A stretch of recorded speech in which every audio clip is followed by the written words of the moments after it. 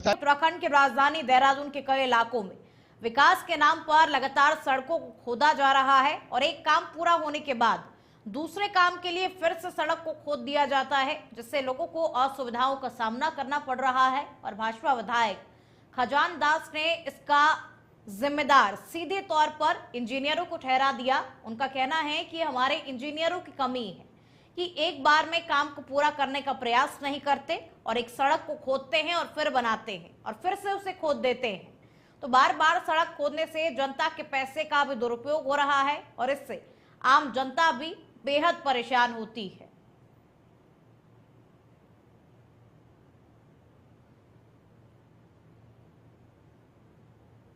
ये हमारे कहीं ना कहीं इंजीनियरों की कमी है कि एक ही बार एक काम को निपटाने की कोशिश नहीं करते।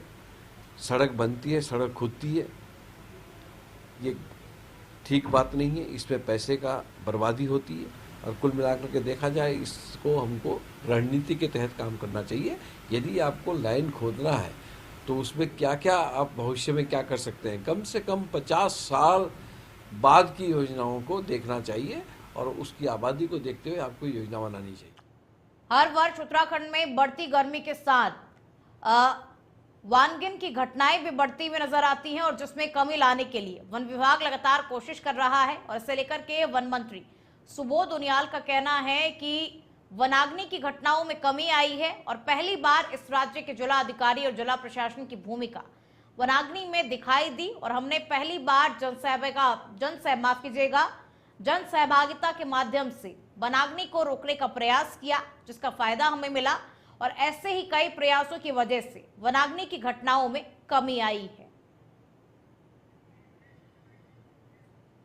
हमने लगातार नए नए नवाचार किए।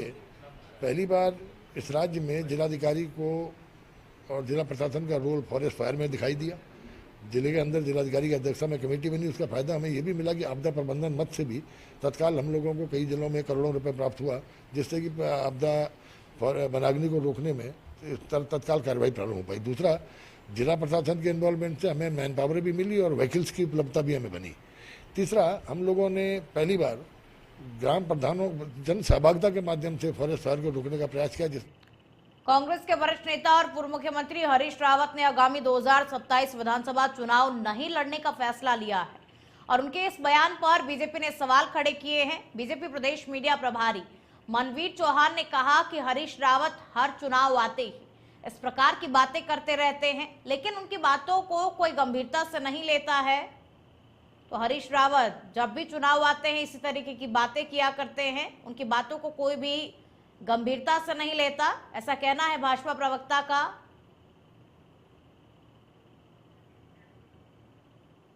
पहली बात तो आदरणीय हरीश रावत जी जो भी कहें उनका एक राजनीतिक स्टंट है और उनके कहने से या चुनाव न लड़ने से उत्तराखंड की राजनीति में कोई फर्क पड़ने वाला भी नहीं है। लेकिन जिस प्रकार से उत्तराखंड की जनता ने उनको एक बार नहीं अनेकों बार उनको नकारा है और अब तो कांग्रेस पार्टी के लोग भी और कांग्रेस पार्टी भी उनको गंभीरता से नहीं ले रही है, एक तरह से उनको दरकिनार पार्टी के द्वारा।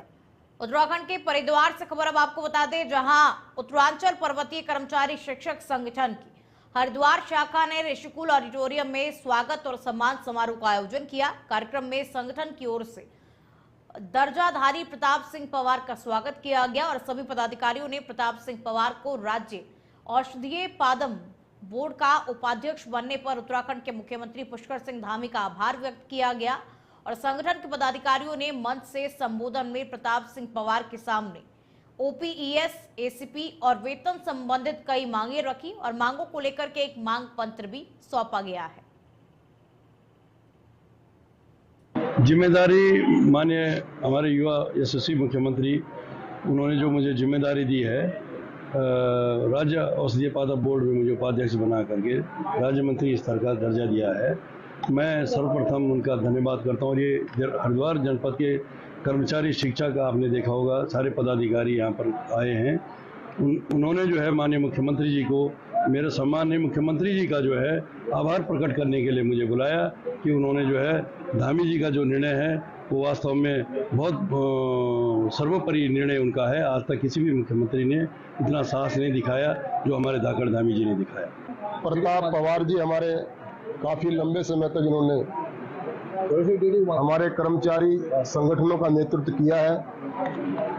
उत्तर प्रदेश के समय से कई बार उत्तर प्रदेश में भी आप प्रदेश स्तरीय नेता रहे हैं कर्मचारियों के, उत्तराखंड में भी आप कई बार प्रदेश स्तरीय नेता हमारे कर्मचारियों को रहे हैं। उत्तरांचल पर्वतीय कर्मचारी शिक्षक संगठन जो कि उत्तराखंड का एक बहुत ही ऐतिहासिक और गौरवशाली परंपरा को आगे बढ़ाने वाला संगठन है, उसके हमारे पूर्व प्रदेश अध्यक्ष आदरणीय श्री प्रताप सिंह पंवार जी का, जो कि माननीय मुख्यमंत्री श्री धामी जी द्वारा जिनको राज्य मंत्री बनाया गया है, उनके स्वागत एवं सम्मान में जिला कार्यकारिणी द्वारा ये स्वागत सम्मान समारोह का आयोजन किया गया।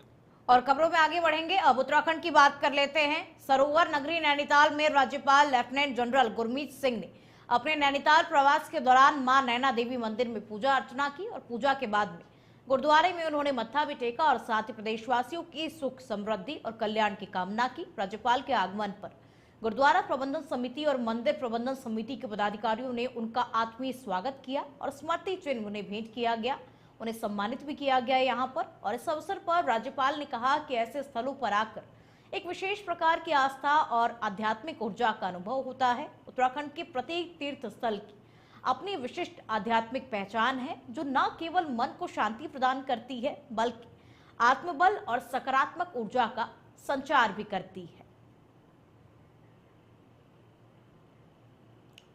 उत्तराखंड में चार धाम यात्रा अपने चरम पर है और चारों धाम के कपाट खुलने के बाद अभी तक 14 लाख से अधिक तीर्थयात्रियों ने दर्शन किए हैं। गंगोत्री, यमुनोत्री, केदारनाथ धाम, बद्रीनाथ धाम और हेमकुंड साहिब के दर्शन के लिए तीर्थयात्रियों के रजिस्ट्रेशन का क्रम लगातार चल रहा है और अभी तक 33 लाख से अधिक श्रद्धालुओं ने तीर्थयात्रा के लिए रजिस्ट्रेशन कराया है। प्रदेश के पर्यटन एवं तीर्थाटन